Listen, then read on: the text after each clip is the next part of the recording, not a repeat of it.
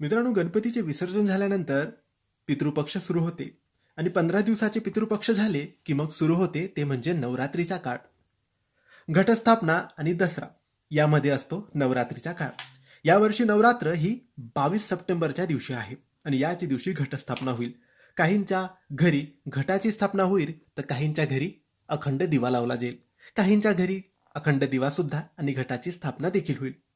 तर या वर्षाचा घटस्थापनेचा किंवा अखंड दिवा लावण्याचा शुभ मुहूर्त कोणता आहे, शुभ वेळ कोणती आहे, हे आपण आजच्या या व्हिडिओमध्ये जाणून घेणार आहोत. तर तुम्हीही अखंड दिवा किंवा घटाची स्थापना करणार असाल तर याच शुभ मुहूर्तावर ती करावी.